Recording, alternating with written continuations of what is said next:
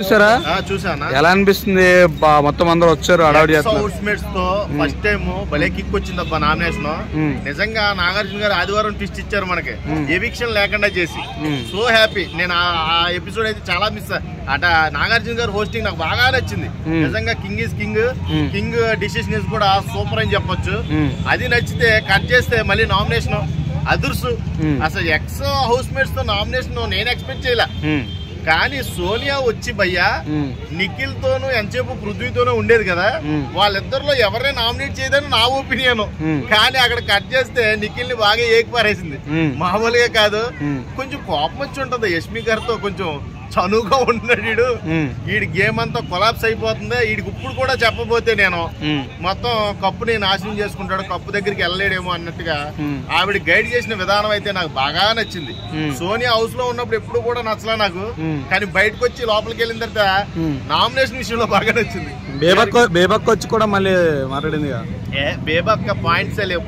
బేబక్కే present now situation లో జరుగుతున్న points గురించి మాట్లాడితే నేను అప్రిషియేట్ చేసేవాడు. బేబక్క ఎప్పుడో ఫస్ట్ వీక్ లో నామినేట్ వెళ్ళిపోయింది కదా, అప్పుడు ఎవరెవరి వాళ్ళు వెళ్ళిపోయిందో వాళ్ళిద్దరు పేర్లు నిఖిల్ పృథ్వీ గురించి మాట్లాడడం, అది పాయింట్స్ ఉన్నప్పటికీ కూడా నాకు కొంచెం అంత వద్దులే బేబక్క ఎప్పుడో పాయింట్లు ఎందుకు అనిపించింది. అంటే పాయింట్స్ అవి ఆ టైంలో వాళ్ళ వల్లే వెళ్ళిపోయింది, ఆ కుక్కరో విజుల వల్ల పోయింది. కాకపోతే అవి పాయింట్స్ కాదని నా ఒపీనియన్. కలమవాళ్ళందరూ కూడా ఇచ్చి పడేశారు. ఎక్స్పెషల్లీ శేఖర్ భాష బాబోయ్ మామూలుగా లేదు. తమ్ముడే పేకటే. నాతో ఆటలు తర్వాత ఆడుకుందాం మనిద్దరం బయటకు వచ్చిన తర్వాత. కానీ ఇక్కడ మట్టికి నేను ప్రేరణని యష్మిని ఎంచేసుకున్నానని ముందే చెప్పేసాడు బిగ్ బాస్ కి. ఇద్దరిని లేపి ఒక్కోళ్ళకి ఇస్తుంటే భయ్యా నిజంగా ప్రేరణకైతే ఏడుపు ఒకటే తక్కువ. బెక్కమొఖం పెట్టి ఒక సైలెంట్ గా పక్కన కూర్చుంది, ఆర్గ్యుమెంట్ చేస్తుంది. ఇంకా శేఖర్ భాషతో ఆర్గ్యుమెంట్ మామూలుగా ఉండదు.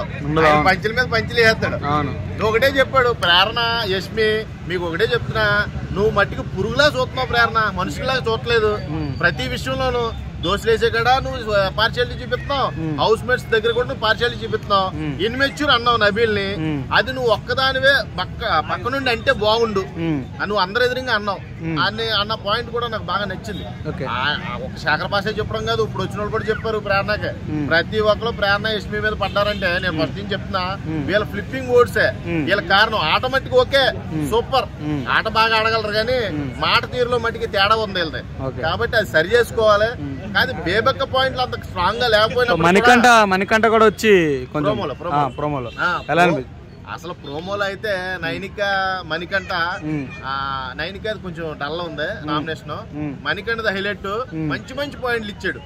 ఎవరికి ఎస్పెషల్లీ నబీల్ కి ఇచ్చాడు. నబీల్ నువ్వు మంచి షేరురా, బాగా ఆడుతున్నావు. నేను బయట నుంచి చూసాను నిన్ను, నీ కోనాన్ని. ఒకళ్ళు గ్రూప్ గేమ్ ఆడుతున్నారు, ఆ గ్రూప్ నిన్ను తీసుకెళ్లి మంటల్లో కలిపేస్తారు. నువ్వు జాగ్రత్తగా ఉండాలి.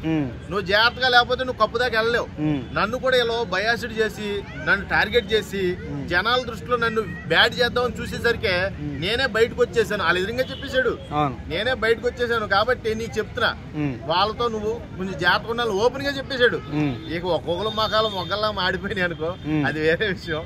మొత్తం ఓవరాల్ గా ఒక గ్రూప్ గేమ్ అయితే బాగా ట్రిగ్గర్ చేసి పాయింట్అవుట్ చేసి నామినేట్ చేయడం అయితే హైలైట్ అని చెప్పాలి. ఇప్పటికే మారకపోతే వాళ్ళు ఎవరూ ఏం చేయలేరు. శేఖర్ భాష అన్నట్టు ఇప్పటికే నేను పట్టుకున్న దానికి 3 కాళ్ళే అన్నాం అనుకో నువ్వు యష్మి, ఇక నేను చేసేది ఏం లేదు, జనాలు చూసుకుంటారులే అన్నాడు. సీత వచ్చింది కదా అన్న.